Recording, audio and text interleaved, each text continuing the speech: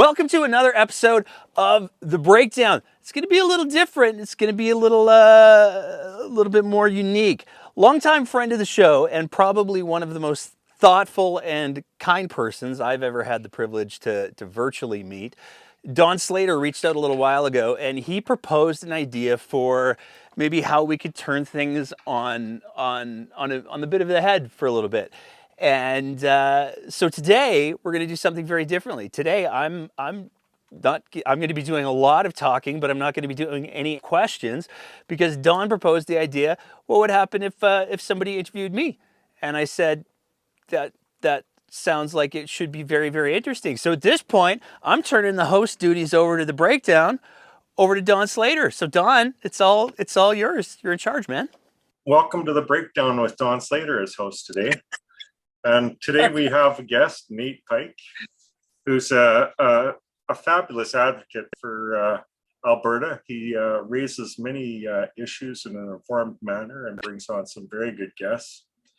So he's performing a great service for the province. And I think, well, I'm going to take off my hat because it throws the focus on my camera out. But Nate performs great service for Alberta because he tries to provide information to all Albertans concerning Alberta. Now, Nate, the first question I have to ask you is, you ran for a political party. What was your motivation in doing so? Well, first of all, very well done throwing me off balance with all of the kind words because I wasn't prepared for that. But to try to answer your question, I think the first answer has to be a little bit of hubris, simply because I don't think that anybody runs for political office without having a little bit of hubris. But the biggest motivation in 2019, I did run as the Alberta Party candidate for Calgary Northeast and got a good education in a number of ways coming out of it. The biggest motivation for me running, though, was I was watching the political landscape in Alberta and I saw where Mr. Kenney was likely going to be taking places. He had a willingness to flirt with the more radical elements of conservatism, and that historically never goes anywhere great. So watching that unfold and watching what was happening to the brand of conservatism, I've never been a social conservative by any stretch of the imagination, but I was raised in a very political family. My grandfathers on both sides were very, very politically active. My grandfather on my dad's side was a founding member of the Reform Party. He was heavily involved with that. He was heavily involved in the Canadian Alliance. There were more than a few extremely heated debates over the dinner table because I'm the progressive punk rocker guy and he was the conservative, but his brand of conservatism was always, it had some dignity to it, is how I would like to say it. Not to say that the parties that he helped form always maintained that dignity, but he had some dignity to his brand as conservatism. And my grandfather on my mom's side, I would have to say the same thing. He was not super socially conservative, but he had a dignity to his conservatism. And watching not just the direction where Mr. Kenney was taking the party and inevitably the province, but also the direction that he was taking conservatism, it was very much one of those things where, well, I can either get in the ring and try to do something about this, or I can sit on the sidelines and go, this isn't who I am. And so I decided to try to do my best to get in the ring. Oh, thank you for That's that my answer. Yeah, so would you say that your grandparents, while staunchly conservatives, were very moral and ethical? Yeah, for sure. My grandfather on my mom's side was a journalist for years and years and years. He was actually the editor of a small town newspaper that I'll leave unnamed as to not bring embarrassment to the family name with my shenanigans. But he was also the mayor of that town for years and years and years, and he was a very dignified but compassionate, very reserved but very dignified but compassionate individual. My grandfather on my dad's side, oil and gas through and through, but again, especially later on in life, he really got to a place where kindness became a much more important factor for him. And watching his arc as he went from the grandfather that I knew as a very, very small child, who was, the prototypical oil and gas man of the 70s, to where he ended up and where he balanced his politics was really quite a fascinating journey to watch unfold. But I would say overwhelmingly, it was not always perfectly executed. It never is for anybody. But I think that there was a great deal of kindness and aspiration that existed in both of them. I think old style politics was the engine of each party was to bring you to the destination of a good outcome for the public. You were concerned about the welfare of your fellow human being. I ran for the Liberal Party, which is very different than the party you ran for. But you and I sometimes see very much eye to eye. Do you think that's based on our moral character and our ethics? I would have to assume so. I mean, I would also argue that when you take a look at the provincial parties, the Liberal Party and the Alberta Party are not that far apart from each other. I know there's been multiple efforts to try to get the parties to merge in order to try to turn them into something other than the fourth and fifth place fundraisers, or sixth place fundraisers. Those efforts haven't been successful, but while the fiscal policy of the two parties has some differences, I think that the social policy of the two parties is very, very similar. I think fiscal policy is one of the areas where you have a lot of opportunity to split some hairs. Everybody wants to see, well, I shouldn't say that. I think most people want to see, taxpayers' money invested at the best possible return for investment. I think that where the similarities align between parties like the Alberta Party, the Liberal Party, the Green Party, to be clear, I'm not a member of any parties anymore, but I think the similarities align very heavily on sort of the socially progressive values. And I think those socially progressive values come out of a recognition that, not only can we do better by a lot of people, but more importantly, we should. Yeah.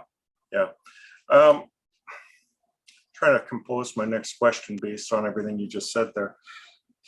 I did know that the Alberta Party had a lot of good individuals, a lot of informed people, not ideological at all, just more concerned for the welfare of the community. And I guess small party politics allows for that to happen. Now, if you were to look at the UCP today, what would you say the weaknesses and flaws are in that party? Or do you even want to answer that question? You can always say pass, Nate. If the question. No, I'm not. I'm not gonna. I'm gonna do my best to not pass on any of the questions today, because I think that's kind of a. I mean, if it's like an empirical question that like, if you ask me for the 67th digit of pi, I'll be like, oh, I can take a pass on that one. But if it's a matter of opinion, I don't have anything to hide on those.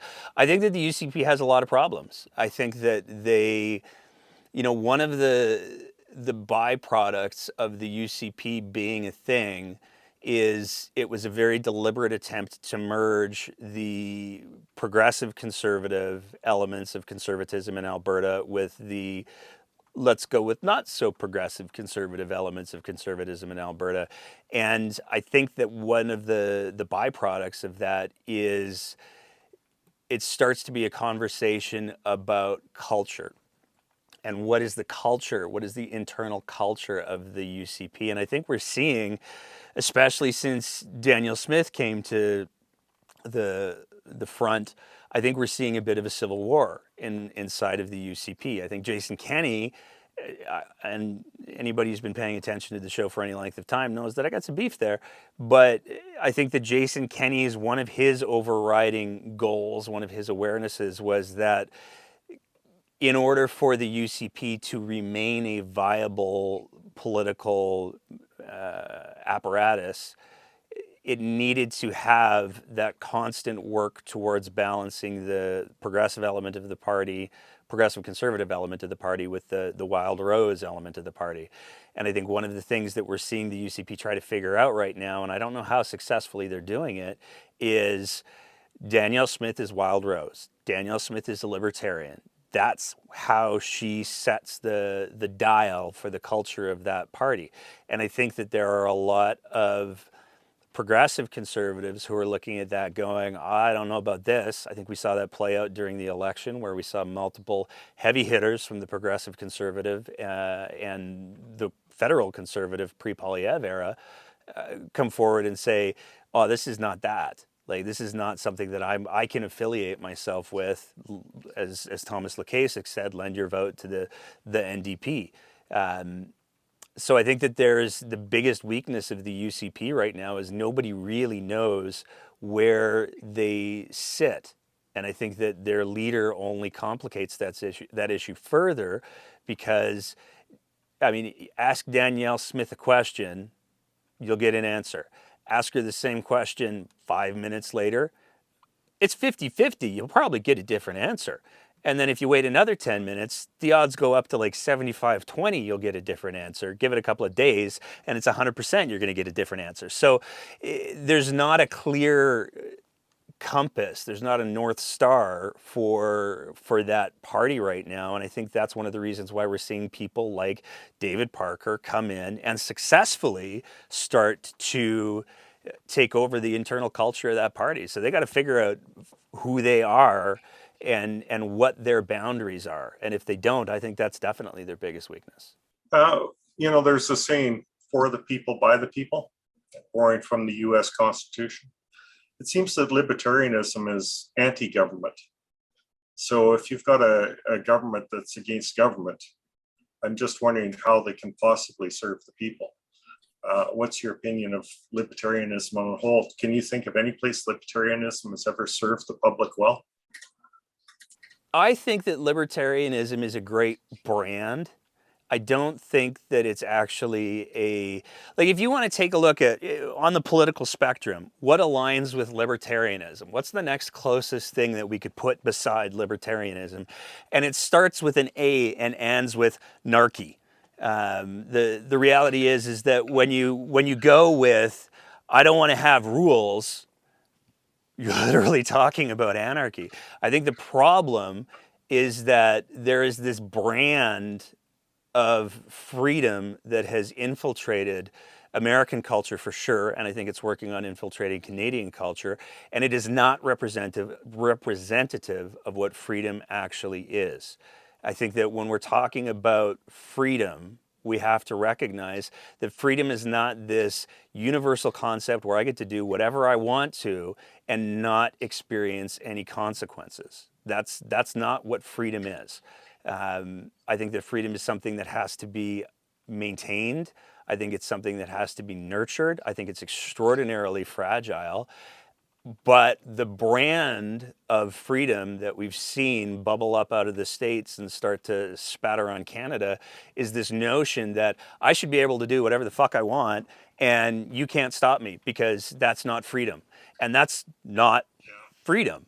And I think that one of the things that's fascinating about the current leadership of the UCP is Danielle Smith brands herself as a libertarian. She brands herself as somebody who's pro-freedom. But when you take a look at what her actual policies are and what the sources of those policies are, she's corporate. Oh, like, indeed. That's the ball game. And so I don't think, like when we talk about corporations going, we're a corporation and we want a libertarian environment, well, you're for sure not for the people anymore because you're answering to your board of directors, you're answering to your shareholders, you're answering to your profit margins. So it's not about freedom for the sake of being free. And I think that one of the big dangers of Ms. Smith is that she puts out this idea of, freedom, libertarianism, we should be able to do whatever we want. But it's only her friends and the people who stand to benefit that should be able to do those things. And that's contradictory to the ideology that she pretends, I'm going to say, to have. I mean, one of the big things that I found wildly entertaining over the last year was, Smith talked about the importance of freedom of speech. Smith talked about the importance of freedom and liberty and she said that the only reason why she would ever block anyone on any of her social media platforms if they used very specific words. And we saw almost 4,000 Albertans get blocked, not for using those words, but because they dared to question her policies and her positions. They dared to ask questions. And if your freedom is so fragile that it can't withstand any kind of scrutiny, it's not freedom. Well, it seems that they're seeking a freedom without personal responsibility. Freedom from order. Yeah. Order was one of the biggest things that conservative philosophers espoused, the importance of order, in society. And that's why we have laws. It seems that libertarianism to me is like trying to force us back to the laws of nature and completely abandoning the social contract, like the responsibility the wealthy have for the vulnerable. Like there's this desire to live in the wild again. Like I can do whatever I want, like the animal that hunts, but there's no recognition that yes, the weak are the vulnerable in nature, and they're killed and eaten, right? But the fat and slow are also the targets of wildlife. So if you have too much or too little, you're a target. And this is what the social contract was meant to rectify. It was like, you can live in avarice, you can have as much as you want, laws will protect you and your property, but you must care for the vulnerable. And it seems that the wealth of today and the corporations of today have completely abandoned the responsibility of taking care of the vulnerable. And we're seeing that society start to erode from the roots up towards the top. What is your opinion of what started this? Do you think it was like Citizens United that really started the ball rolling when corporations were given the freedom to really start to heavily influence the public? Or do you think it started back like with Milton Friedman and Reagan and changing conservatism from this responsible, compassionate form of government that was striving to create the best society in the most efficient way possible, economically efficient? Or do you think it was just sheer greed, the transport of money from government through the hands of the middle class to the rich? I mean, there's a lot to unpack there. One thing I want to say about the social contract thing before I try to answer that question, though, is I think that one of the missing components that we see in how current, air quotes, libertarian, let's just call them Danielle Smith conservatives, because I think that'll probably capture the most of them. There's the element of social contract that says if you're going to be a member of society, that you have to be willing to follow the rules of that society. And that extends to following the mechanisms that exist to change those rules when those rules needs to change and grow.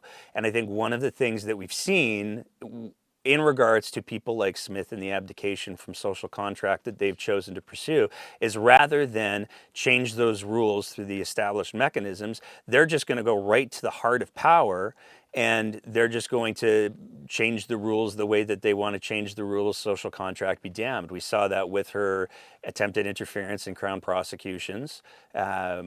So that, I think, is one of the big areas. Is there's this notion of, well, I guess we have to follow the rules, but if we don't like the rules, then we'll just, cut all the throats that we need to in order to get them changed. And there are actually rules. There are mechanisms for how rules have to be changed in any functioning society. So I wanted to get that out of the way. But to get your question, I think that we're seeing just another example of the pendulum swing. I mean, it's important to remember Abraham Lincoln was a Republican. You know, when we when we talk about the shifts that occur within politics and within society, the Republican Party nowadays is one of the most repressive, socially conservative, regressive institutions that exists in the United States. And that's the same party that freed the slaves largely because of Lincoln, although that gets to be a really historically complex thing as well. So I think that Freeing the slaves was okay, but giving them the right to vote, that really flipped the party on its head. It took all the Dixiecrats and forced them north. But yeah, it's an example of how things change for sure. Yeah. Yeah, and so I think that, you know, when we're talking about why we see the shifts that we do, I think it has to do with the strength of character of the people who are in leadership roles. I think that there are always going to be competing parts of humanity, competing parts of society. I think that most people who are in society, their primary interest is self-interest. And I think that that's largely understandable. The question for leaders is, how do you transmute that self-interest into the betterment of society and interest for all of society? And that's where real leadership steps up to the plate. I think that what can happen, though, very easily is you can have people who fail that leadership test. And I'd argue that the last 20-ish years, 25 years of Alberta leadership is an example of failed, in most ways, leadership. There was a failure to be able to convert that self-interest into societal self-interest. And so I think that when that leadership vacuum exists, when there's not leadership in place that's able to work that sort of societal alchemy, inevitably you're going to have people who are predominantly interested in their self-interest step up to the plate. And I think that's where we see the Daniel Smiths. I think that's where we see the Jason Kennys. I think that's where we see a lot of the political leaders of the last 25 years. These are people who are not pursuing the role because they believe that they can work that societal alchemy into, we're going to make this better for everybody. They're pursuing the role because they've been sent by particular interests to go and squeeze the most amount of money out of the thing. And I think that if we have parties and we have institutions that don't make protecting society their number one priority, like, I don't understand how there's any political party where that isn't like item fucking one, pardon my language, but I'm the guest so I get to swear. I don't understand how there's any political party where that isn't the number one thing on their charter, that isn't the number one thing on their constitution. Well, you said transmute, and I think politics is not transmuting the public for the better. They use tactics like behavioral immunity to make the public angry, and the empathy each individual has is then turned inward because they feel under attack all the time and they feel afraid. And instead of breathing in all the pain of the world and breathing out joy, it's the opposite. They're always disentitling the vulnerable. Well, they're lazy, they don't really want to work, and it's their fault for being that way, so we don't have to care about them. They're relieving people of their moral responsibility while making them very angry at the same time. Now, we have this problem with UCP, but do you think because they are so polarized and doing the wrong things for the public, that the NDP has become the polar opposite and in a way is not serving the public either, because they've been sort of pushed into this monster dealing with this other monster? It's not like Jekyll and Hyde, it's like Hyde and Hyde. Do you think the NDP is much better than the UCP? What do you identify as the issues in the NDP? Like, why did they lose the election to a party that is in such disarray and has so many problems? Is the public so painfully unaware of reality that the NDP would lose? Or is it the NDP's fault that they lost? Yes. Okay, that's a good answer. All right. So That's I'll expand on that because I'd never let a guest get away with that. I think there's a couple. I mean, if you want to talk about why did the NDP lose the election lost the election because they introduced the corporate tax increase. Period. okay. Yeah. I especially in a city like Calgary, it's literally 3,000 votes in the neighborhood of 3,000 votes that would have determined whether or not the NDP formed government or the UCP formed government. And when the NDP came out with the corporate tax increase in the middle of an election, that was one of the biggest strategic and tactical errors that I think I've seen in a political party in quite some time. Because if you don't think, and I've said this before, if you don't think that that tax increase chased away 3,000 voters, then you don't know Calgary. It absolutely did. So that's why they lost the election. Now the better question, I think, is why did they bring that piece in? And why did they run their campaign the way that they did? And I think you're not wrong. I think that there is a significant part of the NDP that has been sucked into the paradigm of it's much easier to make people afraid than it is to inspire them. I think that once you have people inspired, that's way more powerful than fear. But the spend of political capital and the requirement of character and the requirement of leadership that's needed to inspire people, the will and the strength, I'll use it again, the strength of character to be like, no, we're not going to get rolling around in the mud with this. It's extraordinarily hard to resist. You have to be able to. Yeah. Sorry, I don't mean to Yeah. interrupt. That was a super duper blunder. Let's a few days before the election announce a huge tax increase. I just do not understand who would have done that, and who would have advised it, who signed off on it. Well, I think what they were trying to do is they were trying to. I mean, the only argument that I've been able to come up with for it is the UCP represents the corporate elite class of Albertans.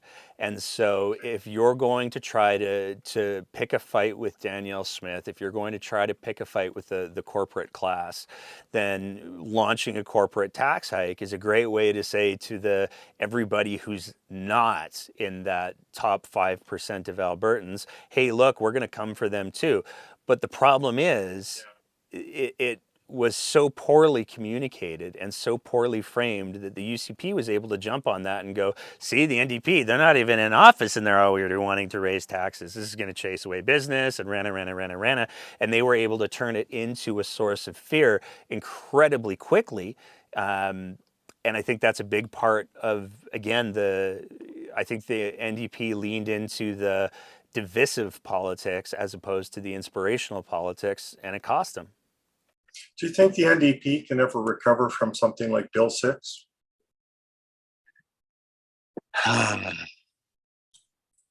Yes, but it's going to require some honesty and some work. Do they need new leadership, like having somebody not Ed Stelmach, but like Ed Stelmach in charge of the NDP? Well, this is where I think the NDP is going to be really interesting to watch over the next couple of years as well, because the problem that the NDP has is prior to Notley, they weren't able to communicate their brand very effectively. And when you take a look at the history of the NDP, it's a prairie party and it's a rural party.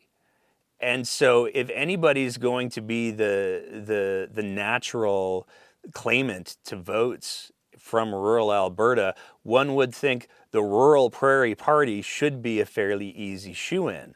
But when Notley came in, they moved the brand away from that, even farther than where it was, and it wasn't particularly close to that because they were trying to get more metropolitan and everything. But they made the brand Notley. And so I think one of the big challenges that the NDP is going to have, I don't think there's any question that there's going to be a leadership race within the NDP probably in the next year. What is the NDP going to look like after that? Are they going to still be the super progressive party? Are they going to be the party that leans heavily into the social progressivism, or are they going to, try to continue that hard run for the center, abandon their roots, and do it that way? I think when it comes to rural Alberta, the NDP has opportunity. I think that they can distance themselves from Bill 6, but they have to start showing rural Alberta that rural Alberta matters to them. They didn't show up for rural Alberta hardly in the last election. And when it's not an election, they don't show up at all. Like, why am I seeing. Yeah. In Sorry. many ways, they're sort of like the Republicans, of Mm-hmm. Lincoln. They used to represent a certain demographic, and now they represent the complete opposite. So, who in the NDP would you like to see step up, if not Notley? Is there a favorite or do you like somebody from outside the party? Like, can you see Nate Pike leading the NDP? Oh God, no. I mean, this is where I think that the NDP have a real problem, because it's been defined as a cult of personality for the better part of a decade around, I'm with Rachel. And I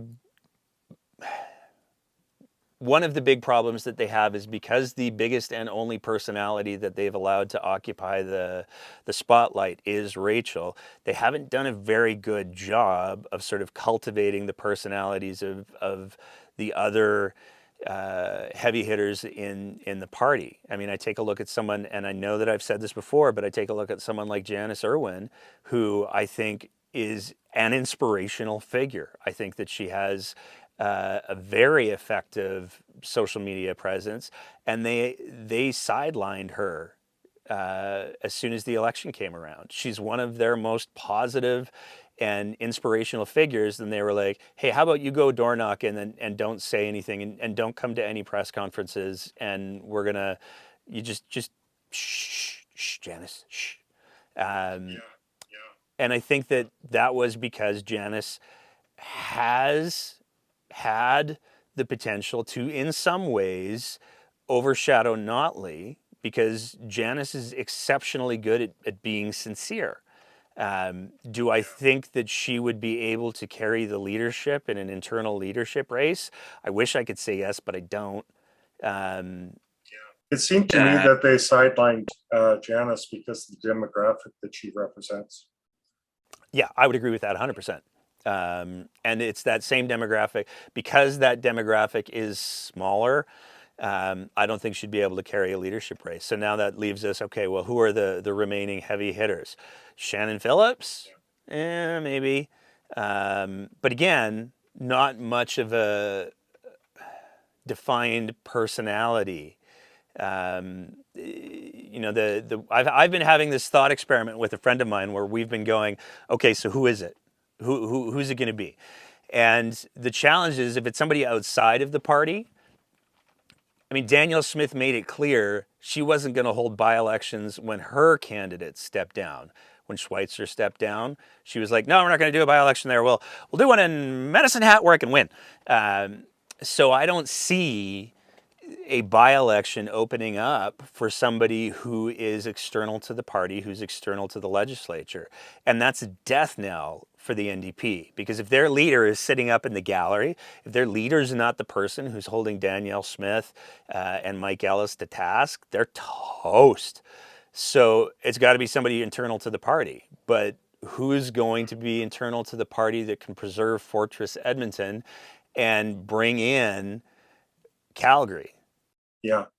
Well, you were talking about inspirational figures before, and Janice Irwin is definitely an inspirational figure. She speaks in manners that are more positive, kinder. Do you think Rachel is a victim to her strategy team that's in the NDP? I often think that the strategy teams in both parties could be interchangeable.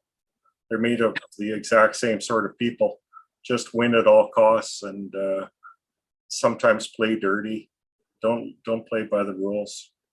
I think the NDP has let itself down by not obeying its own constitution in a number of cases. We've heard about the NDP bullying. Do you think that's just an exaggerated thing, or do you think it exists in both parties equally? I would argue that when it comes to bullying between the UCP and the NDP is probably worse. And I say that because in most cases, like let's take a look at the last election. The UCP had one candidate step down because they were on video saying absolutely insane things and making absolutely ridiculous accusations towards teachers and the educational system. Like that was, you could watch the video of the person saying those things. But I think it's important to note that even there, allegedly the person didn't get kicked, they resigned. Now you compare that to, there's a candidate in Calgary who said some things about the Stampede board and the group and the group that's often referred to as the Stampede Mafia, the Calgary Mafia, and within 24 hours she was booted. So I think that the UCP is able to weather and is more willing to weather problematic candidates or challenging candidates or people who perhaps challenge the status quo a little bit. Whereas the NDP is so brand conscious that they will not tolerate any dissent at the higher levels whatsoever. And I honestly think here's the thing. Rachel Notley is the one who stood up and said, we're going to do this corporate tax. So whether or not it was her policy idea, whether or not it was her strategy, she's the leader of the party.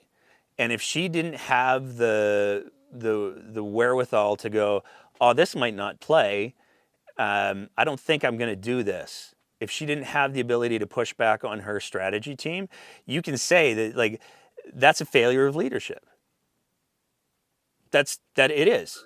And I like Rachel. I mean, I've said in the past, I have extensive family history with her family. So this isn't me saying, oh, that Rachel Notley is just the worst.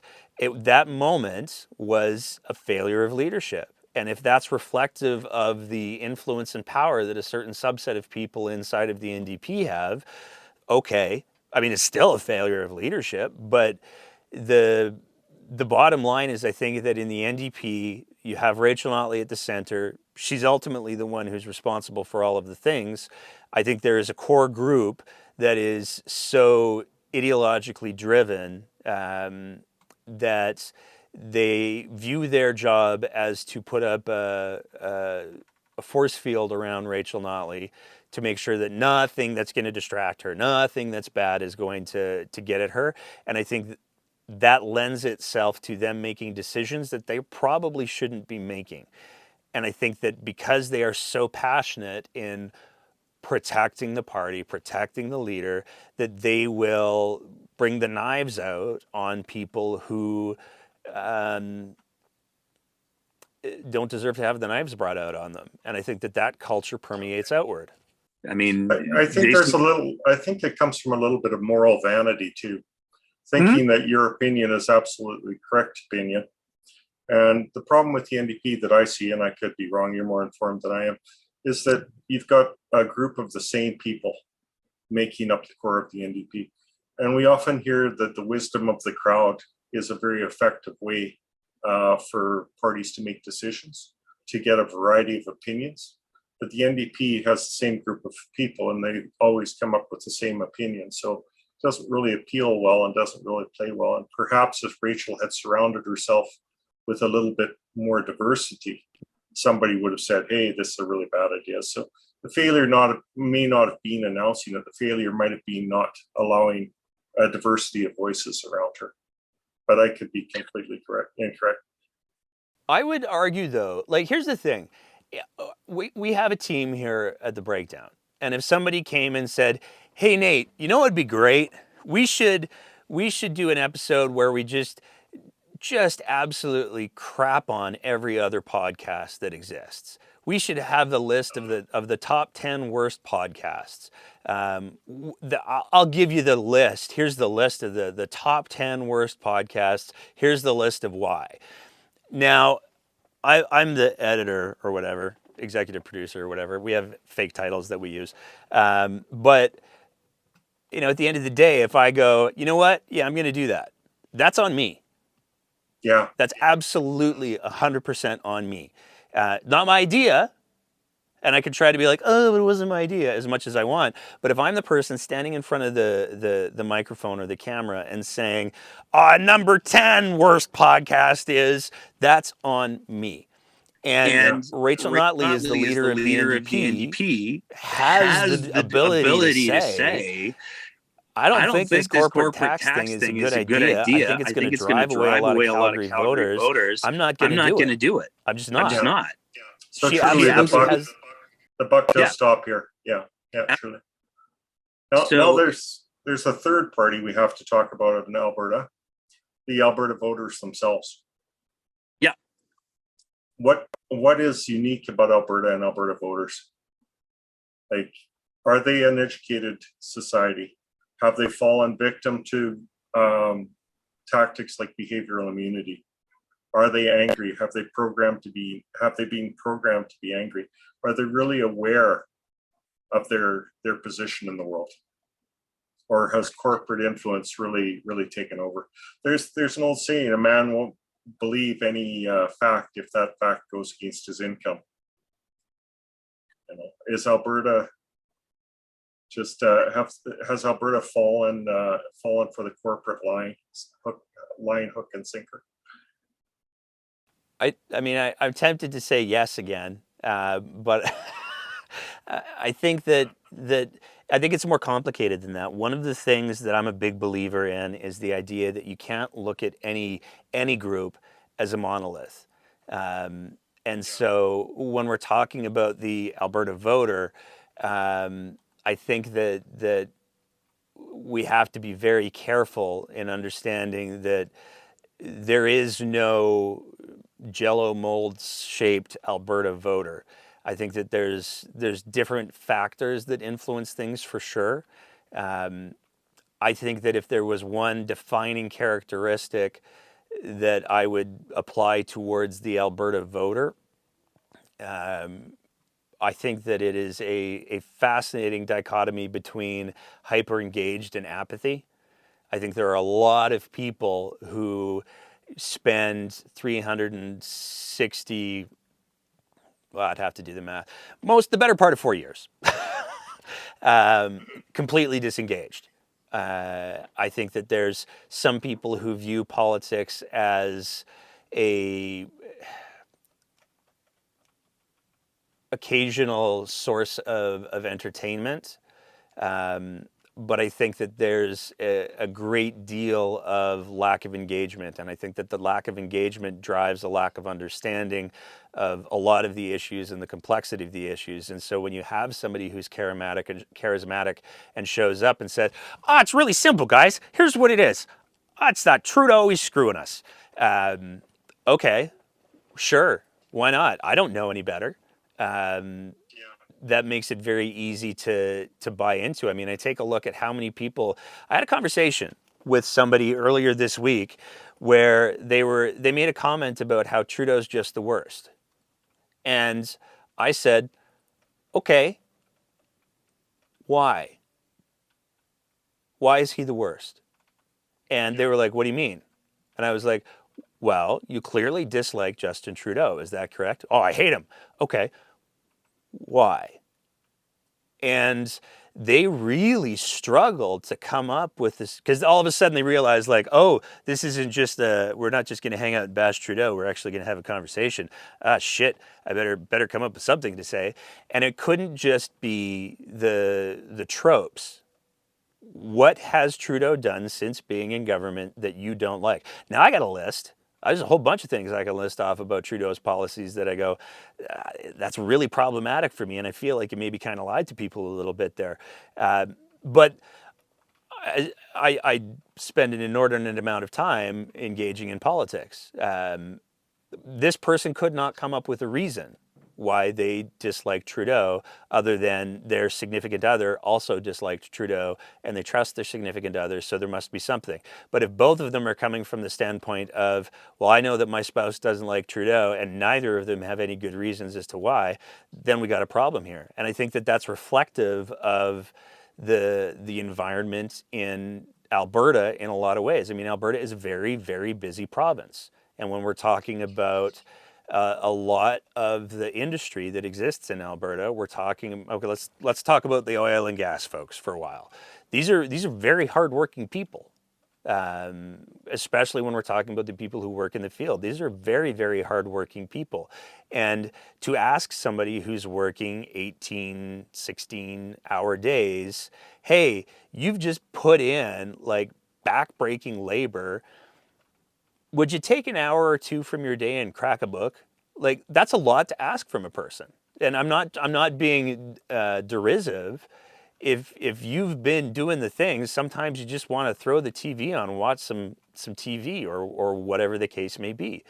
I think that we have an environment where life can be so busy, so always, that finding the time to be an engaged citizen has to be a conscious choice. And unfortunately, we're a very privileged province and we forget that all the time. And so when you have the luxury of being able to, I go to work and then I take one of my kids to soccer and then I take my other kid to gymnastics and then we got to get back home and I got to do the getting them ready for bed and make sure they got lunches for tomorrow. And then, oh yeah, there's this spouse of mine that wants to spend some time with me. When that's your universe, because you can, which is a privilege, but when that's your universe, to go, all right, and now Daniel Smith's saying what about renewables? And who's doing, oh, I just can't deal with that right now. And I think that that's the biggest factor that drives it. Like when I grew up in rural Alberta, and when you're talking about people who are doing farming and ranching, that's not a 9 to 5. That's like a 5 to 9. Um, and there's not a whole lot of time to care about things that don't directly affect you. And so I think that part of the biggest problem that we have is that we have not had very many conversations about the importance of being an active citizen in a functional democracy. And it is just as important as anything else that you're going to do. In many cases, more important, because turning your back to it, not paying attention to it, gives you a Danielle Smith. Yeah. Well, I've always thought that emotional reasoning leads to emotional contagion. And the thing that defends you against emotional reasoning is the opportunity to read a book or become educated and enlightened on a subject. But I didn't think before that people are so busy in this world that they don't have time to sort of work their brain out a little bit. They're functioning to just keep going. To that topic, do you think that the world has become so pressure filled that people are so responsible for keeping their household maintained that they don't have leisure time anymore? That we could talk about the affordable housing issue right now and how we're in a crisis. The disabled community saw that coming years ago because we're the canary in the coal mine. We're always hypervigilant. We're always watching for the next boot to fall on us. So now Alberta is going to suffer through the affordable housing issue. What do you think is the solution to the overworking of your average adult and affordable housing? Do you think affordable housing is the basis for a good society? Yeah. I mean, okay, that's good enough. I loaded like I was sort of working through that question as I was asking it because I look at affordable housing and it attracts citizens because they can live in a city like Edmonton and not be paying $3 million for a home. It allows people to have children because they can afford children. It allows people to buy from the local businesses because they can afford to. But it seems today that everybody's just, you got two working parents that are just going. They're putting the pedal to the metal all the time just to support their life as is.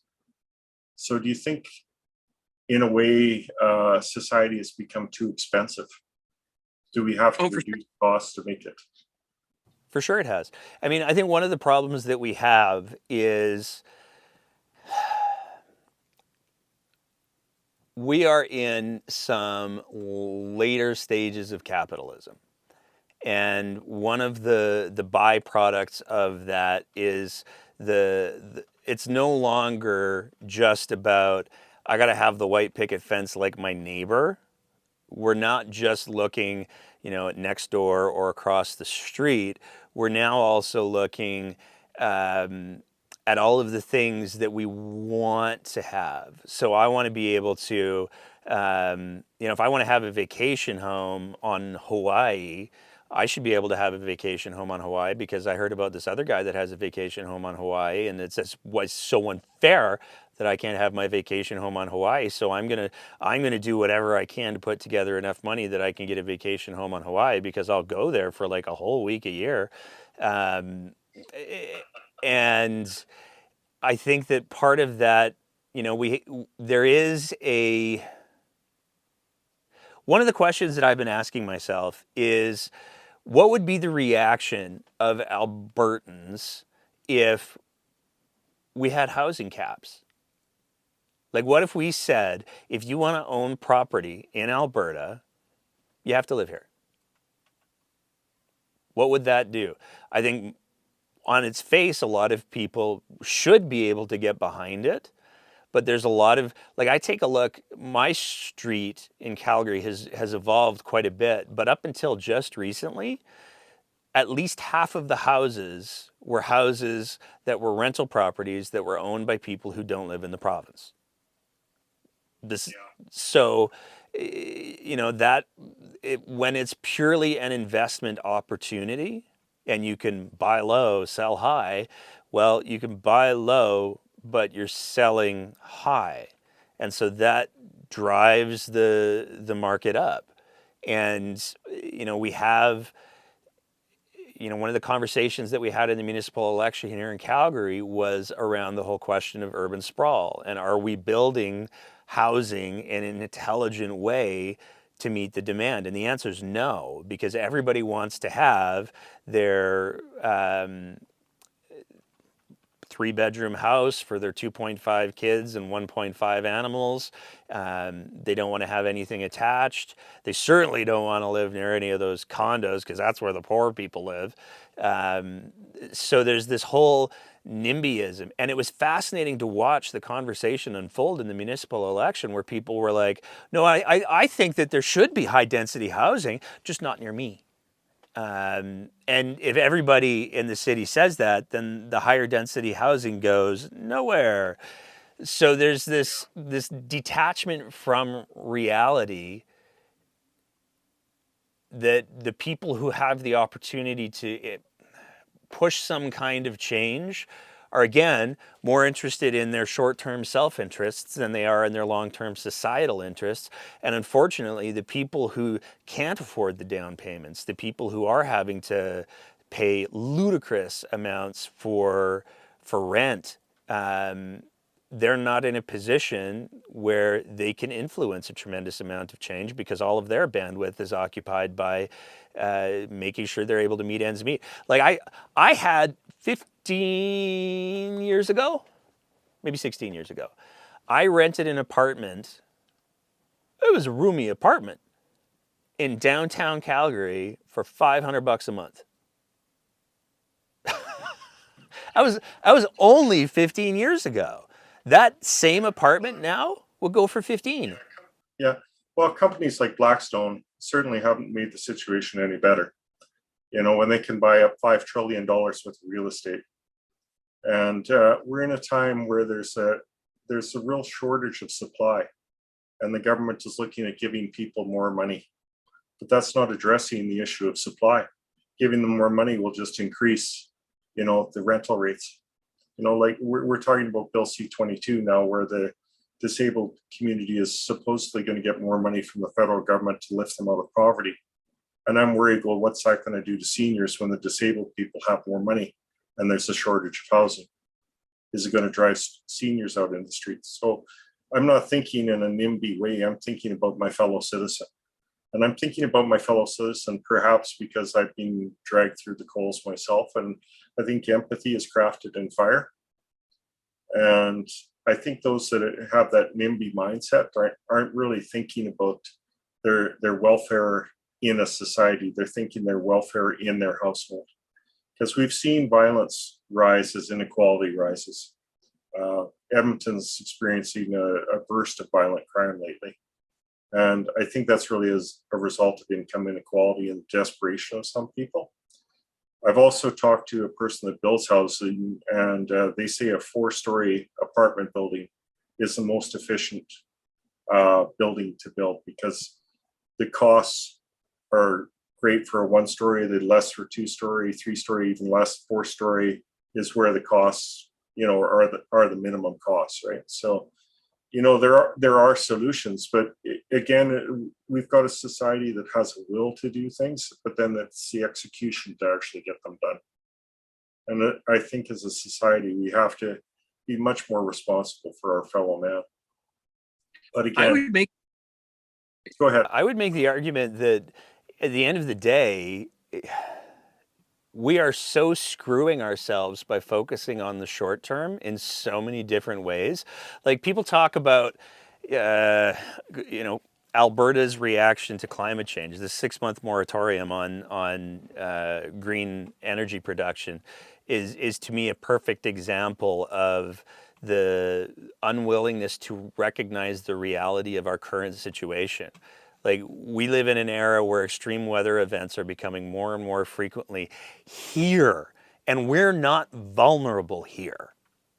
And the question that when it comes to housing, the question that I have is, we can say we're going to do whatever with border security and all of that bullshit, but when 1 billion people get displaced because the ocean levels go up 2 feet, you think they're going to give a rat's ass about the border security? And so to me, not having a glut of housing is setting ourselves up for real problems in the future, because there is going to come a period in the not too distant future where first world countries like Canada are going to be, whether we want to or not, accepting a boatload of climate refugees. And if we don't have any place to put those people, if we don't have a stable environment to make sure that they're okay in, you think crime's bad now? Like, yeah, it's going to happen. I mean, it's inevitable. At this point, it is absolutely inevitable. And when I look at, here's the question that I would ask any Albertan. If you lost your home for whatever reason, be it fire, be it floods, and you have a family, you got 2, 3 kids, what wouldn't you do to secure the safety for your family? And if you don't think that people in all other parts of the world won't do the same thing, you're fooling yourself. And if people look at countries like Canada, we're sure the coasts are going to have a challenging go, but there's all this room in the middle. If you don't think that people aren't going to be looking for that type of geography and going, that's where I'm getting to, come hell or high water, that's where I'm getting to, you're fooling yourself. And the reality is that, you take a look at somewhere like the United States and their border crisis, a lot of that is being driven because of climate. And if you think that Canada, with the largest largely unpatrolled border in the world, is immune to waves of people who are just looking to get their families safe, if you think we're immune to that, you're fooling yourself. Yeah, these are issues that people won't think about, though. They're always looking at tomorrow, not next week, and perhaps too much today. Do you think that corporations have to become more responsible if they're going to be our actual puppet masters of our politicians, that it falls to the corporations to be more responsible and look further into the future? Or are they going to be restricted to quarter to quarter by the bean counters? I would argue that they are responsible for the things that they're supposed to be responsible for. I mean, we're talking about money-making ventures. That's so. Are corporations being responsible moneymakers? The question is, are they making money? If the answer to that question is yes, then they're being responsible for the things they're supposed to be responsible for. Um, we did a bit on last week's episode I guess 2 weeks episode now, by the time that this goes up, where we talked about the fact that if you want to know what Danielle Smith's policies are in government, all you have to do is take a look at what policies she lobbied for when she was a lobbyist, when she was lobbying for corporations. Um, so I don't think that you're never going to convince a corporation, hey, you know what you should do?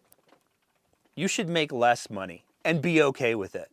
Like, you're never going to convince any major corporation that's what you should do. And that's where the role of government gets to be so important. And that's where protecting the role of government from corporate influence becomes so important. Because if you don't have people in those positions who are going to say, hey, I totally get that your number one priority in life is to make as much money as you can, but as prime minister, premier, mayor, whatever, my number one responsibility is to the society that I've been elected to lead and represent. And so, you know what? If you don't make as much money because of my policies, I guess it kind of sucks to be you, because I got to take care of my people. And if we don't have people who are in those positions, who are willing to take that stand, then we're screwed. This is why I pointed to the Citizens United ruling at the very beginning of our conversation as being so destructive, because it gave corporations the opportunity to put an unlimited amount of money into politics. And I feel it's really changed. We don't have the Tommy Douglases anymore. We don't have the Lester B. Pearson. We don't have the politician that stands up to the corporation and says, well, this is what's good for my people. And ultimately, what's good for the people is what's good for the corporation. The corporation has a tendency to overtill its soil. It's not the responsible farmer that, worries about his crops 10 years down the line. He wants to get as much out of his soil this year, cost be damned. So I think regulation really protects corporations from themselves, from their own avarice. And in doing so, it protects the public at large. But that's just my humble opinion. Moving on. Let's talk about the paramedics in Alberta and the emergency services. Do you have any strong opinions that you'd like to vent about that? Yeah, I do. I have to put my little disclaimer up front here, and make it absolutely clear that I'm speaking only for myself, and I'm not going to provide any sort of proprietary information, and I don't claim to be speaking for my employer or any other organization, because now I'm safe to speak, and if I don't say that, then things get really squirrely really quick. No, I think that, I think it's so broken. I mean, here's the metaphor that I've been using for years, literally years. Our healthcare system in this province is broken, period, full stop. It gets broken more and more by stupid decisions, lab services cough. But our healthcare system has not been maintained for the predictable outcomes that we're going to have in our society and based on our population. And, I obviously have a huge bias being a paramedic, but in the medical universe, there's this thing called an MCI, which is short for mass casualty incident.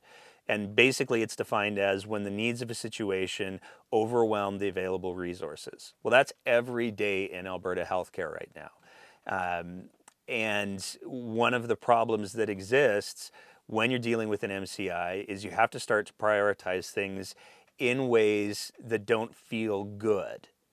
One of the ways that you have to prioritize things is making sure the most important part of any MCI management is what's called forward triage. So that's where you're figuring out, okay, just how screwed by the enormity of this thing are we? And that's the piece of an MCI that has to be protected the most, because if you don't know how screwed you are, then you don't know how screwed you are. And I would comfortably argue that the forward triage for our healthcare system right now is EMS.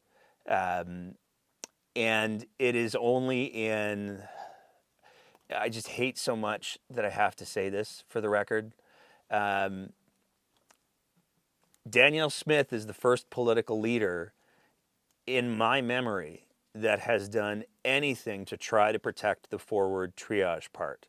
Now, anecdotally, I've seen plenty of posts on social media, so that I'm not referring to my own personal experience, I'll say that, but I've seen plenty of posts on social media where the rules, the edicts that she and her chief administrator put into place are already falling apart. I mean, when she said that no ambulance was going to have to wait more than 45 minutes before they were able to get back on the street. And based on the reporting that I've seen in mainstream media, as well as the posts that I've seen on social media, that has already fallen apart. And it's fallen apart because the election is over and there's a lack of will again. And the hospitals are, because they're overwhelmed as well, saying, yeah, we're not going to do that anymore. And until somebody comes back and says, yes, you are, then we're going to get right back to the same situation. But at the end of the day, the bottom line is, even with that piece addressed, and it's a critically important piece because hallway waits are not only incredibly demoralizing for paramedics, but they cause a lack of resources available on the street. We're still, you take a look at the number of ambulances that exist across the province, and we're at maybe half of what we should be. And so and I would extend that to the entire healthcare system. You take a look at the number of ER beds that are available, we're at maybe half of what we should be. You take a look at the number of long-term care spaces that are available, we're at maybe half of what we should be. And it's because we've created this problem over decades. And it sucks, don't get me wrong, but again, in any MCI, the most important part is forward triage. You take a look at the contracts that are being given to paramedics across the country right now. I know people who are leaving to go work in other provinces because they can make like 25% more than what they're making in Alberta. And it's inconceivable to me that Alberta as a province is leaving so much money on the table in ways that we don't have to, and we're not doing everything that we can to incentivize workers not only to stay here in the healthcare system, but to come here for the healthcare system. Because if I'm a paramedic coming from Australia, do I want to go to Alberta where everything's on fire and the paramedics get paid 20% less than other provinces? Or do I maybe want to go work in one of those other provinces where the paramedics make more? Gee, let me think about this one for a whole minute. Do you think this has been a deliberate attempt to reduce the quality of our healthcare system so that we'll seek for-profit healthcare? No, I think it's incompetence. It's just sheer incompetency. Yeah, because we do look at the need for nurses. So nurses are now making huge amounts of money in overtime instead of providing straight time for double the number of nurses. You know, and this is the problem. It seems everywhere. You take a look at what the EMS landscape was prior to 2009, I want to say, when AHS took over all ground ambulance operations. You're talking about ambulance services that were run sometimes by private companies, sometimes by municipalities. That's how it was done. It was a functionally private system prior to, and it still is. Like, unless you have benefits that cover it, you pay for an ambulance ride. Like, that's just the reality. So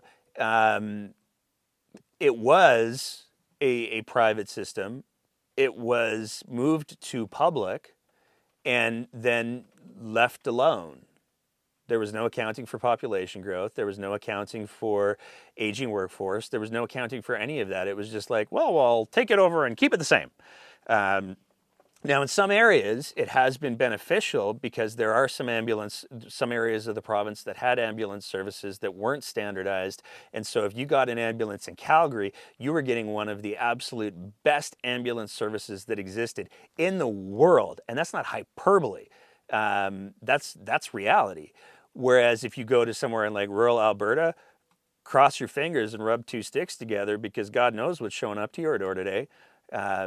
So in some of those more remote communities, they've definitely seen an increase in the standard of care, but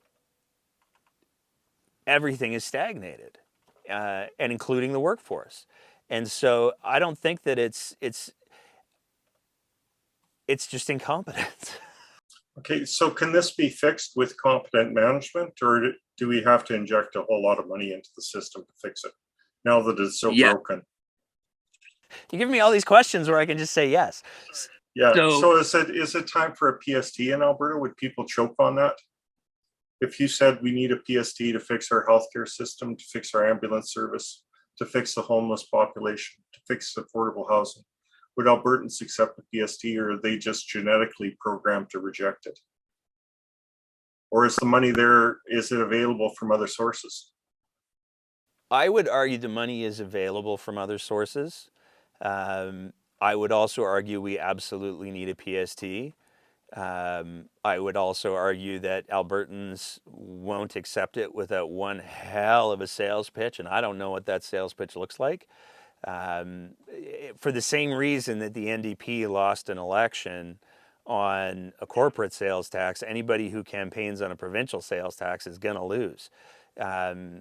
So I don't, but that doesn't change the fact that it's an economic reality. I mean, we've been very fortunate for the last little while with the oil prices, but Alberta is made or broken on oil prices. Right now we're doing okay. We won't be forever.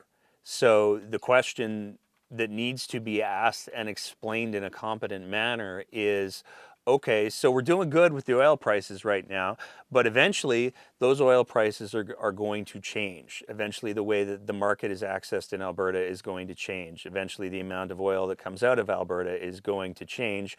How fucked would you like to be when that happens? Because you can either be a little bit with a PST, or you can never see a doctor again. What would you like to do? Because those are the stakes. Well, without oil, we become Detroit. Yes, 100%. You know, and I think a PST adds a lot of stability to the province. But again, there's the NIMBY philosophy with PST, not in my backyard. You know, don't charge me a PST, charge everybody else. I looked at this gas tax that the UCP took off so that gas prices would be more reasonable. And that strikes me as the sort of reasoning that goes against a PST. You know, we want to make ourselves popular. We don't want to make the hard decisions and make society better.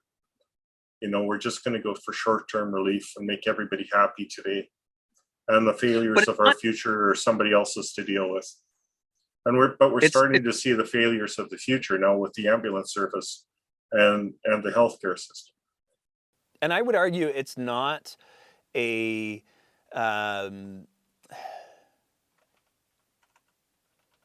you know, if you're on a hike and you're starting to get tired, things are feeling heavy, do you go, oh, you know what? I'm carrying too much weight.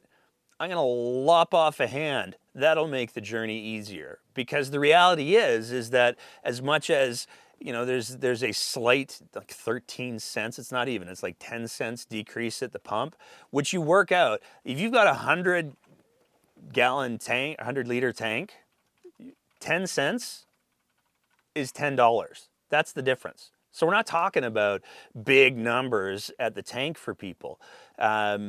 But what we are talking about is a roughly $1 billion hole in revenue. So, yay, I guess. You're saving yourself a couple bucks, literally, at the pump, and you're blowing $1 billion hole in revenue, which means that's $1 billion that can't be put towards education, that can't be put towards healthcare, that can't be put towards infrastructure, that can't be put towards projects that would diversify the economy further and allow for better protections economically, not just socially. Um, so, like, yay, we won, I guess. Yeah, it's not really yay, it's yay. Yeah. It's a foolish yay. It's bread and circuses. It's popular policy to distract from the otherwise present reality. Yeah. Your family were farmers. Have they been farmers for multi generations in Alberta, or did they come from other parts of the world? Did they come from Ontario? Were they the original settlers of this province? Not this province.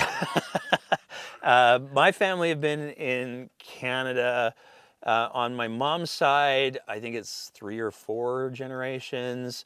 On my dad's side, it's probably closer to 20 or 30. Um, my family goes all the way back to the 1600s in Newfoundland. Um, and there's a whole fascinating story about a pirate and a princess in there, but it's for another day. But Well, no, I want to hear that one. The pirate and the princess. That sounds really entertaining.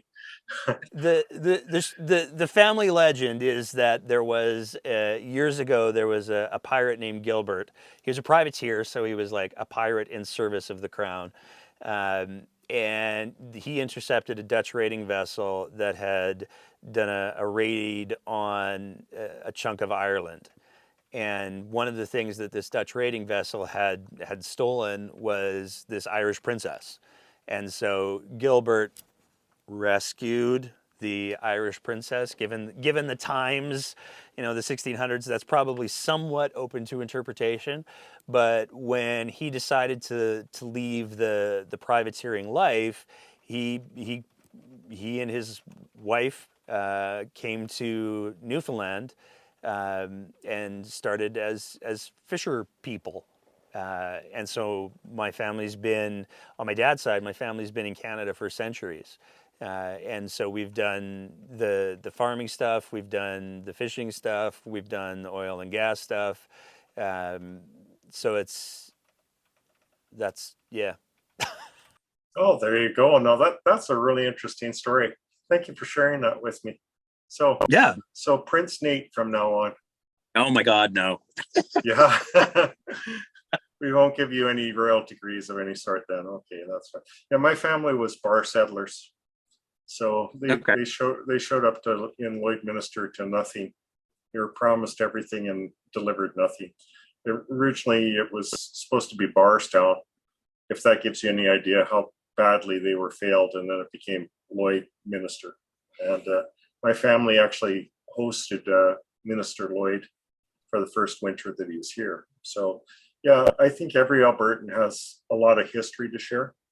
We've got a lot of stake and we've got a lot of investment in this province. We have to be wiser and take the time to understand what's going on, to see the bigger issues, to see the causes of the pressure that we feel pushing down on us.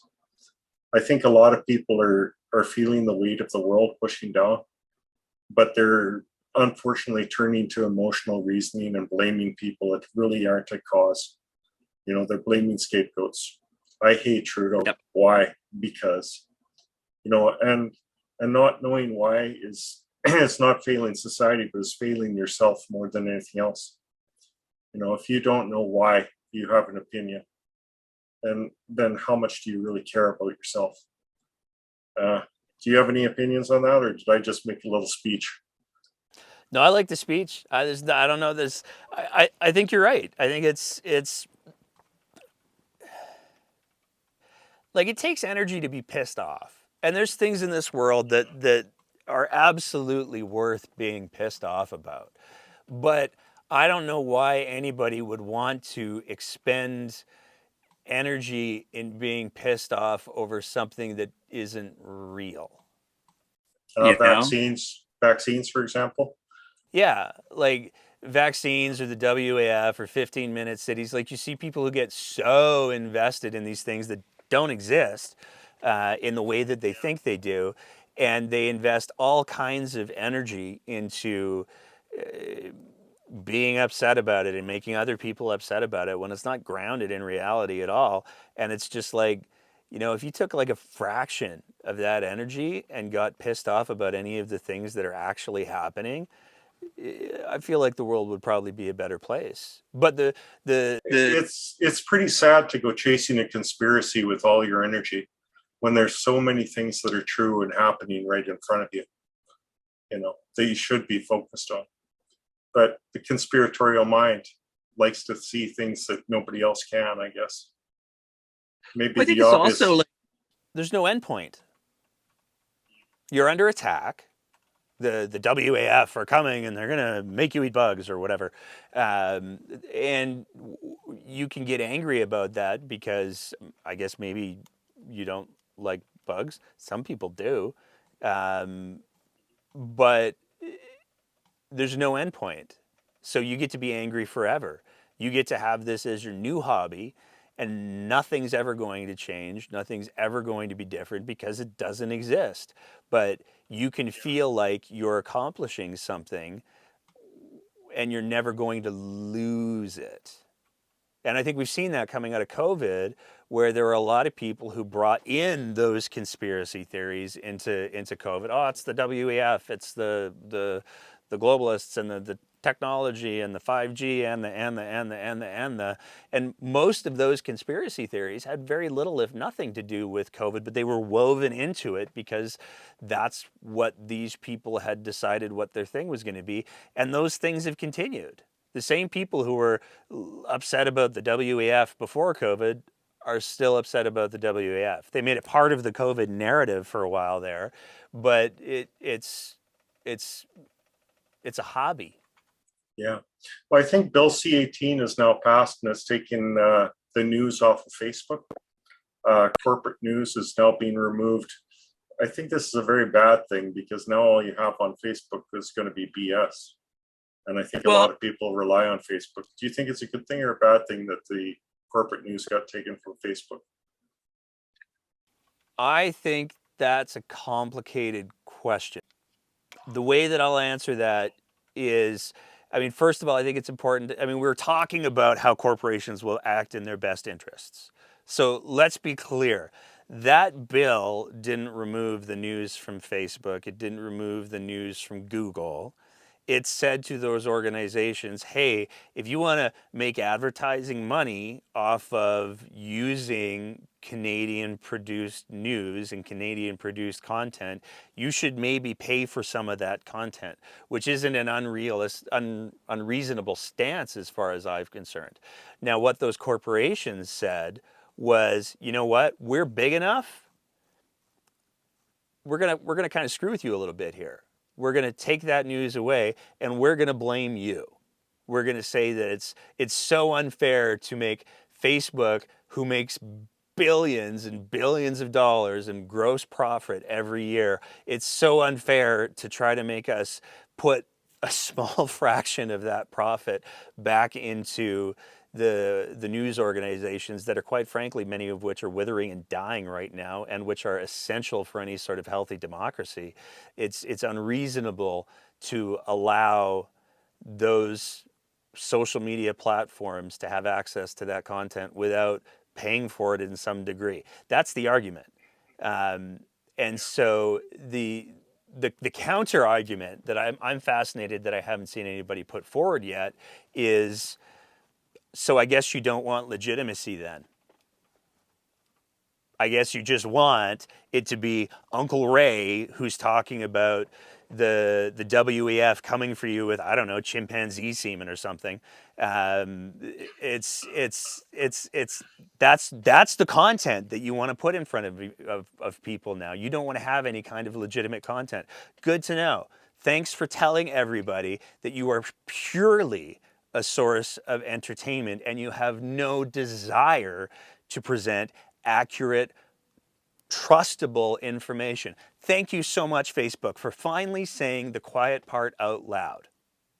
Nobody said that, and I don't know why, because that's exactly what's happening. Do you think the repeal of the fairness doctrine was what started news media's decline? Are you familiar with fairness doctrine at all, or? Yes, but I'm going to ask you to explain it for the audience because that's what a good host does. Basically asked that it granted the broadcasters free access to the airwaves, provided that they create a news program to inform the public for free. Do you think news, when it became for profit, it lost a lot of its integrity, and the loss of that integrity has caused its decline? Absolutely. Yeah. I mean, So it's one all of the Reagan's fault, basically. Everything that's bad Yeah. happened goes right back to Reagan. So that's going to upset a lot of people. I think one of the things that's important to realize, and this is one of the reasons why organizations like the CRTC are responsible for licensing, historically radio frequencies, television channels, is because that space belongs to the public. That space, those airwaves, that bandwidth belongs to the public. And corporations, this is one of the reasons why I remain a supporter of the CBC, not necessarily all of the things that they do, but I remain a supporter of the idea of the CBC, is if you do not have organizations that are willing to respect that space and respect that service, and respect the fact that they are operating because of the grace of the people, then it becomes about something else entirely. And I think that that's a profoundly dangerous place and a profoundly dangerous road to go down, because now information, when we're talking in the nascent days of radio and television, the requirement was you will provide quality information to the population. You'll do it for free for 1 hour a day. The other 23 hours, do what you want. But for this 1 hour, it is your responsibility to make sure that using this incredibly powerful medium, that the population, the citizens, are being educated. And one of the things that I think that we've seen is a move away from what's going to educate people effectively, what's going to inform people effectively, to what's going to sell Budweiser, or what's going to sell cars, or. And it becomes the programming, instead of the programming being in service to the people, the programming then becomes in service to the advertisers. And as soon as you make that shift, then the advertisers now get to dictate the type of programming that happens. And that's a really dangerous place, because for the same reason that I said corporations are being responsible to the things they're being responsible for, if you give corporations influence over the news programming, over the journalism, if they start to be able to influence that because of advertising dollars or withholding advertising dollars, then they're going to make sure that the type of programming isn't harmful to them. And there are some corporations. Okay.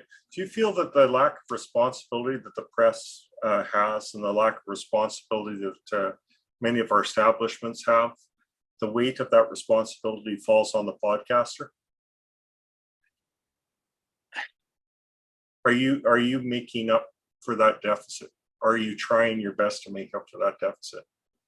Sorry, did you say podcaster? As a podcaster, do you think you're trying to make up for the deficit that, say, the press has and the government has? Is it your mission to try to bring justice and fairness back? Is that why you're doing what you're doing? Is it the podcasters that people should really be looking to in the future? No, I would say no. They shouldn't be, and I say that for a couple of different reasons. So, like, we're a fairly unique entity, to my knowledge, in that we do commentary, we do satire, we do humor, but we try to do it using well-sourced information. So I perhaps should have said the question should have been, as a podcaster as yourself? You know, is that Okay. are you seeking to bring justice for the lack of accuracy in the press and the lack of responsible government? Is that your major motivation for doing what you're doing? Is it your moral and ethical responsibility to society that has really created your need to do this podcast?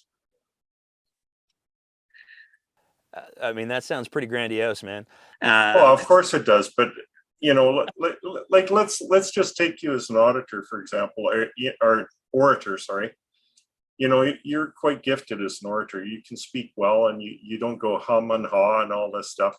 So you're a good representative for the population, and add a morality and ethics into that, and you do a very good job. You perform a very good service for others. Now, are you doing this out of a sense of personal responsibility? Is it just sheer enjoyment? Do you feel like you're bringing fairness back to society? Is sense of justice your motivation?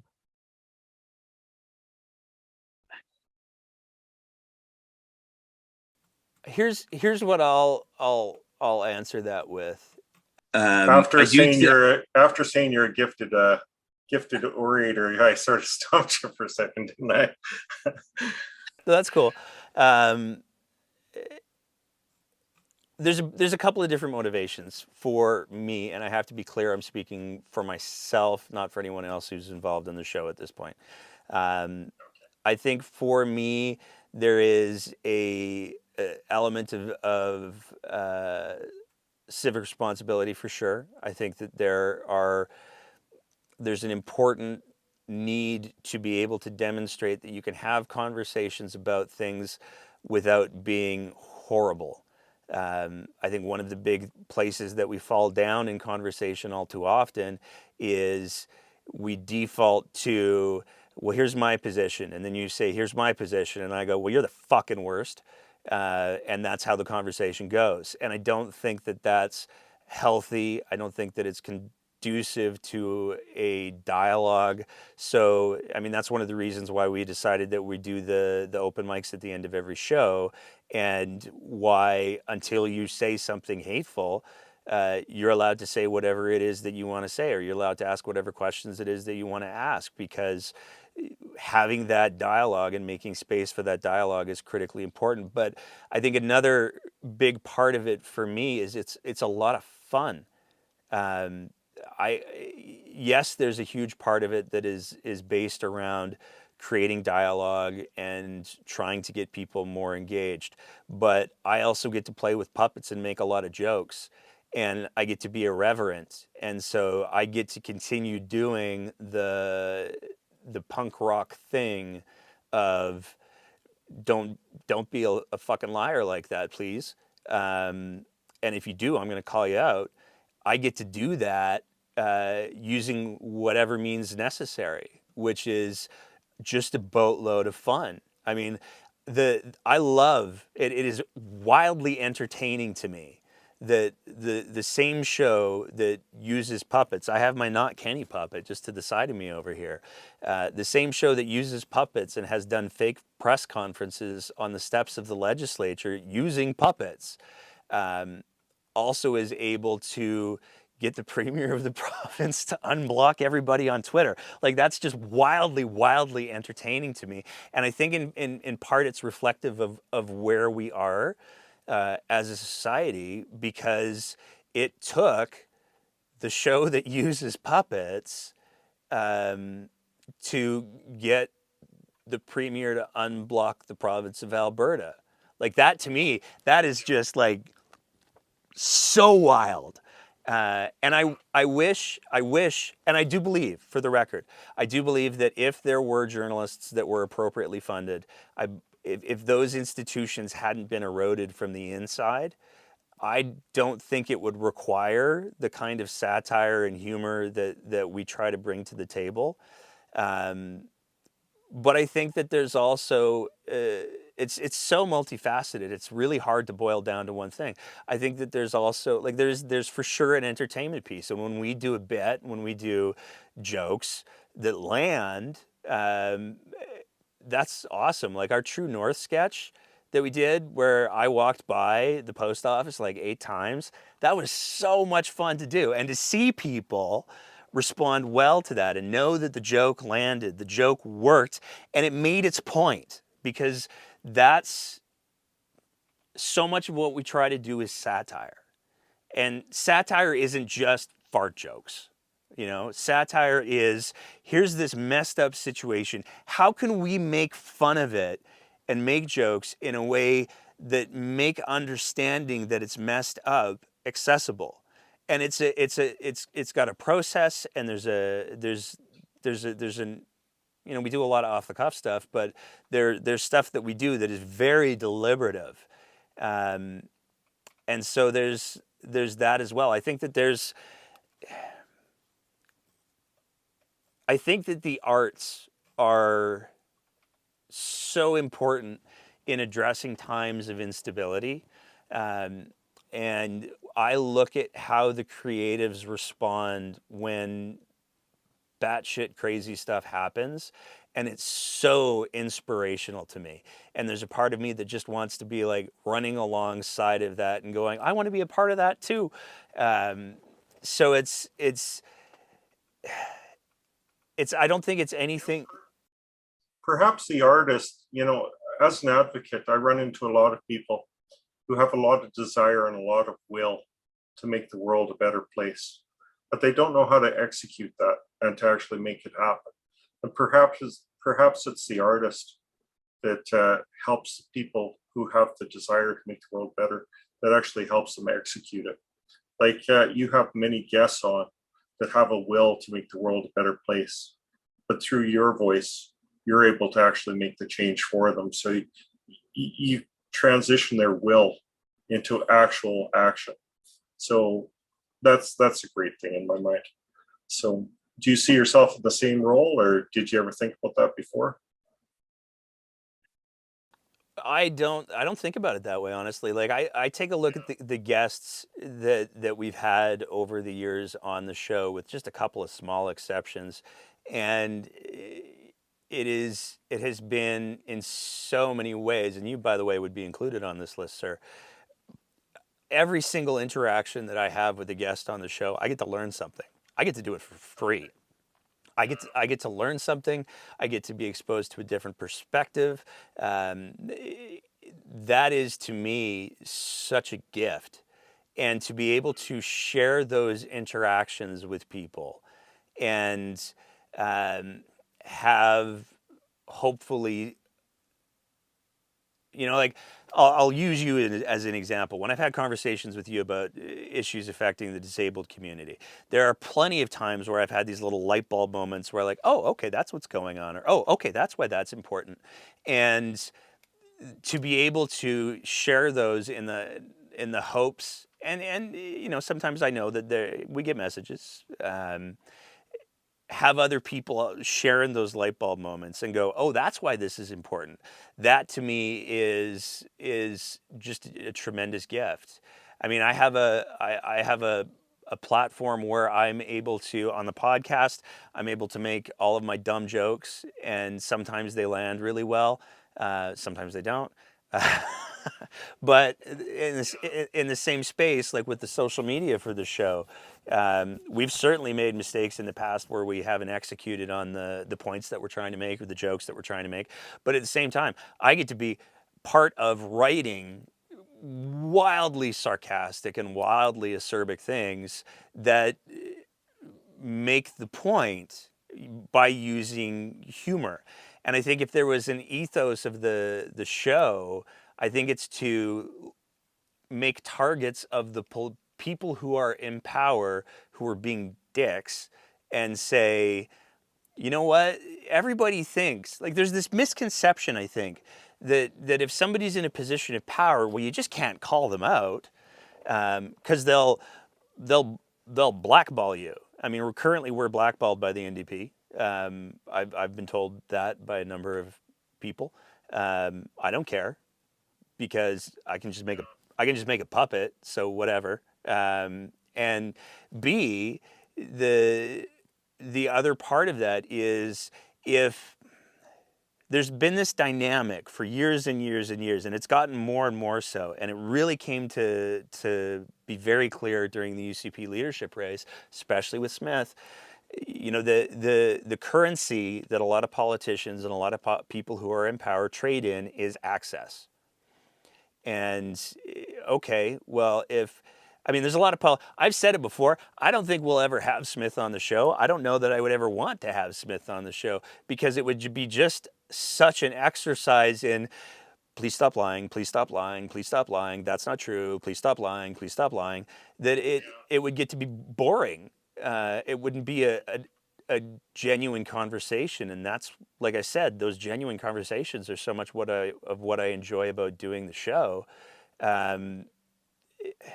There's if I can't talk to Rachel Notley, there's a boatload of other very, very smart, genuine, sincere people that I can find to talk to. I'll be fine, thanks. And you know, it's and I think that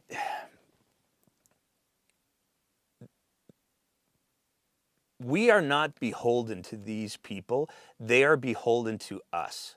You said a very interesting thing there, because as a disability advocate and representing the disabled community, we are beholden. There's always a boot over us. That's the sensation that we feel. Often when we try to contact a minister, we hear back from an AISH supervisor. We don't hear from the minister. It's whether it's intentional or not, it's a form of intimidation. And because we're so humble and so meek, we can't be militant. We can't be demanding. Perhaps that's why the reason that I try to be graceful and humble is because I know there's a guillotine hanging over our head. But anyway, back to your answer. It was very, very graceful and very humble, but you do make a difference in the world. So we'll just leave it there. A couple more comments I'd like to make, and followed by one question. Libertarians are like driving on a freeway without lines, speed limits, mufflers, or direction of traffic.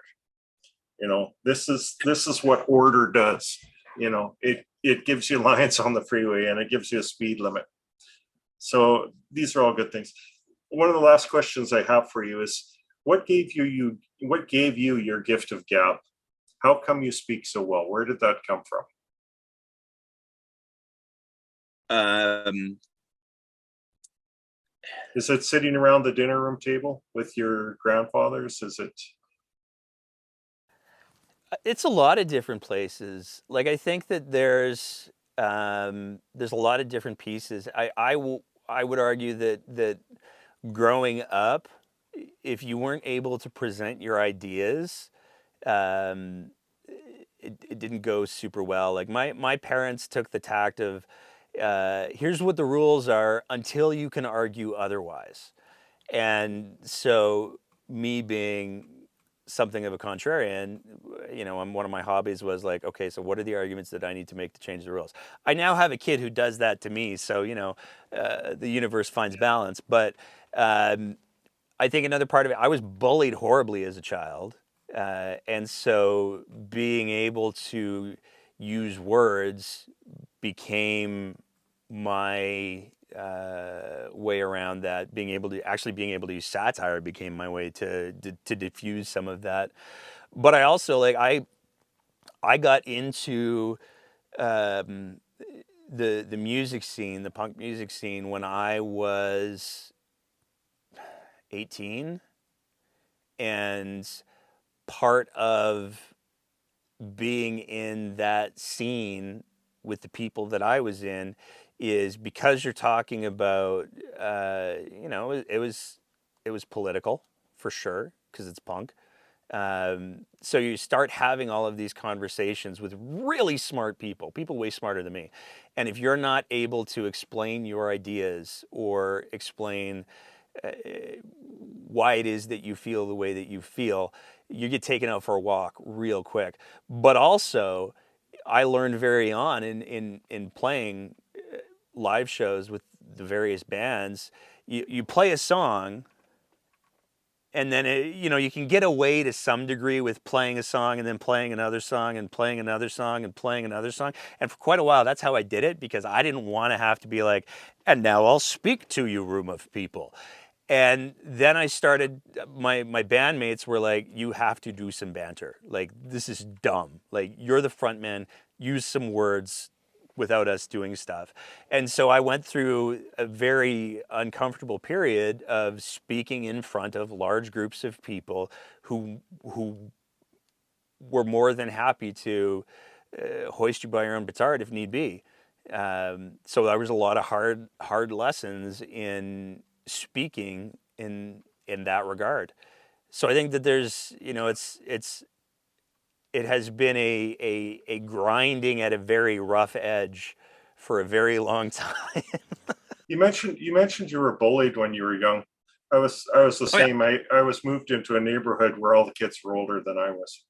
Do you think bullying at a young age leads to a person that has profound empathy and a sense of justice and is really concerned with fairness and the fair treatment of others? Or does it just usually lead to a sniper in a bell tower or something like that?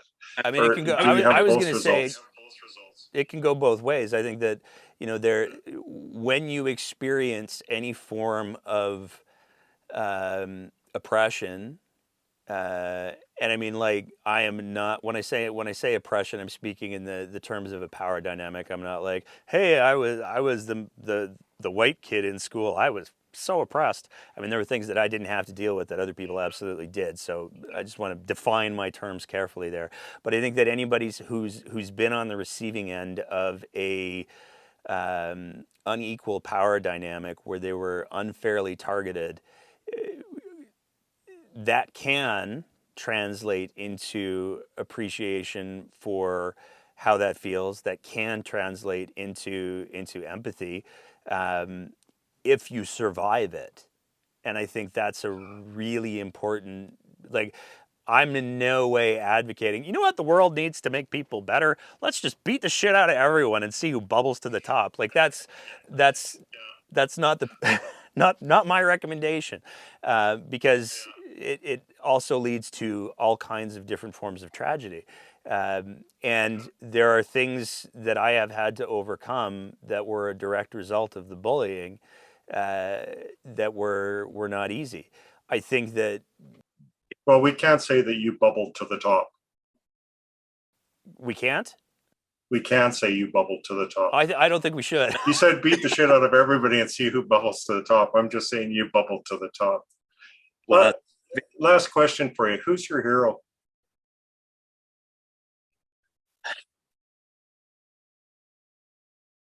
Mine is Terry Fox, for example. I've had heroes in my life, and I've made the mistake of meeting them. I would recommend against that. I mean, they say don't meet your heroes for really, really good reasons. I think that if I was to pick one, I would have to go with Kurt Vonnegut. A, because he's dead, so yay, that's safe. But B, also because he was a humanist. He was kind. He was pragmatic. He was a profound cynic. And I think that all of those things can exist in the same space. I think sometimes it's an important thing that they exist in the same space. But he was always, like, one of the big phrases that he repeated in more than a couple of books was, "God damn it, kids, you got to be kind." And I take a look at that philosophy, and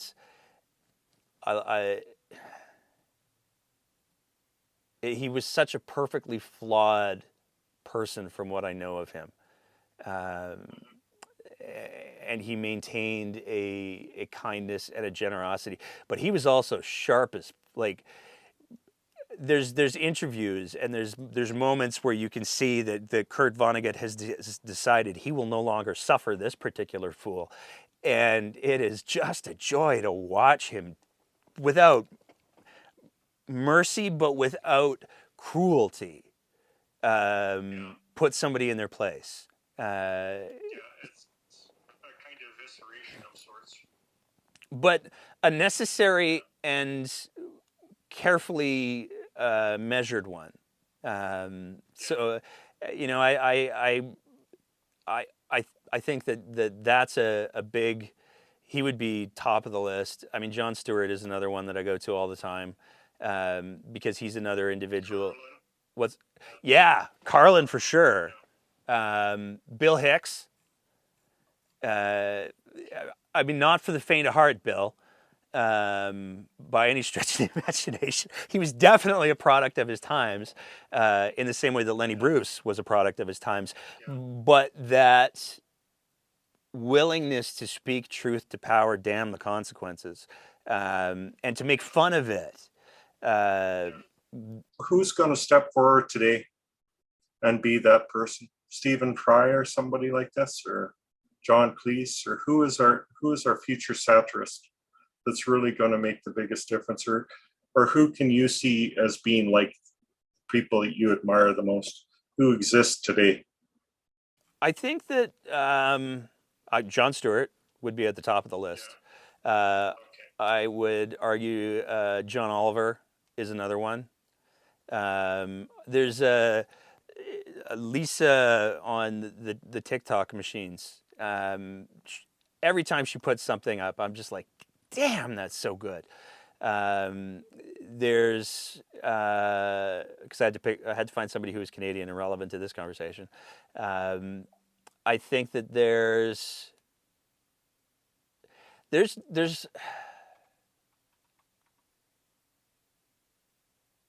see, the thing of it is, you never know until they're there.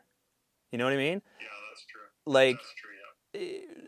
there's so many smart, funny people that I could think of, which is why I kind of just like la la la off for a second there. There's so many smart and funny people that I can think of that have the potential to occupy that space, but you know, like I one of the best compliments that I've ever been given was somebody told me that Jon Stewart's doing the breakdown with a budget.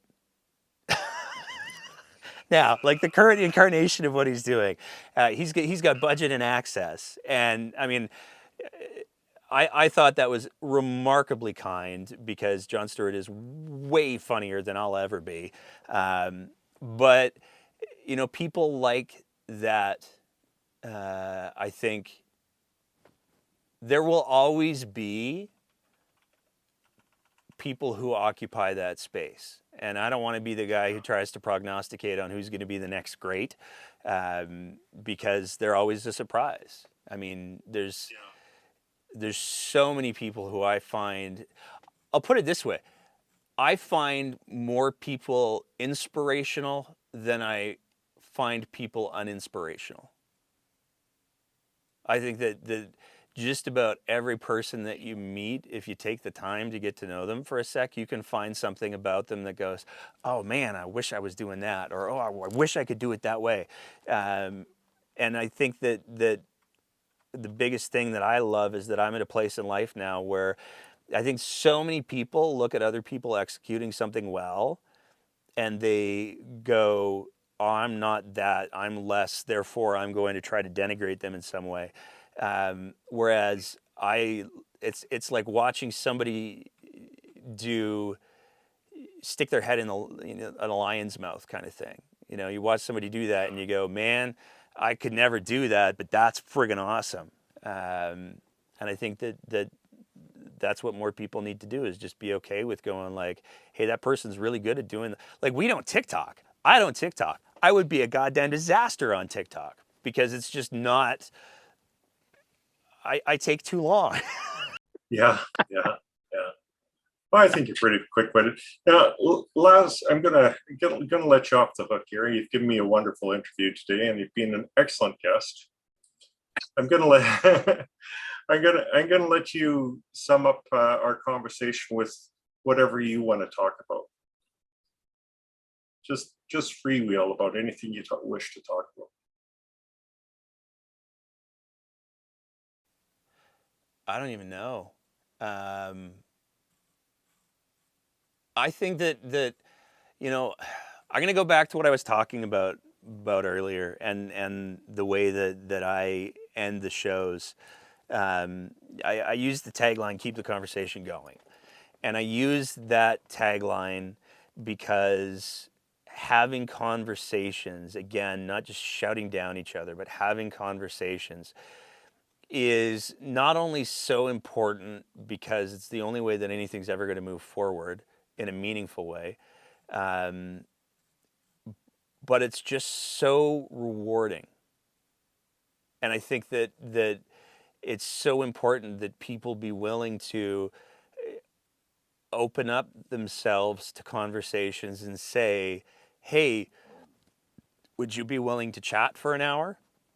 And you don't have to do it on a podcast. I mean, I do it sometimes on a podcast, but there's lots of times throughout my week where I'll be like, "Tell me, tell me a story. What's your deal? What's it all about for you?" Um, and it brings the more that we can understand about each other, the greater empathy and the greater amount of compassion we're able to demonstrate towards each other. And I think that instead of having, I mean, there's certain people who absolutely deserve a combative approach. Um, when I had John Carpea on the show, that was um, really the only time I can think of where I went into a conversation with a particular moment in time defined in my head that I was going to get to because I wanted to see what he did when I put him in a box. And he did. He responded, the oh, I gotta go. Like that's one of my favorite moments that I've ever had on the show. But you know, that was a one-off. But I think that if you have conversations from a place of genuine curiosity, uh, that is so important because that's the only way that you're going to learn anything. So, you know, that's why I end the show every episode with "Keep the conversation going," because it's as soon as you get to a place where you don't want to talk with anyone, you don't want to learn anything new, you are robbing yourself predominantly. And you know, like I absolutely, I just love the fact. It's so ridiculous to me, but I absolutely love the fact that in the course of doing the show, I've been able to meet people like you, who your diplomacy and kindness and gentleness of spirit is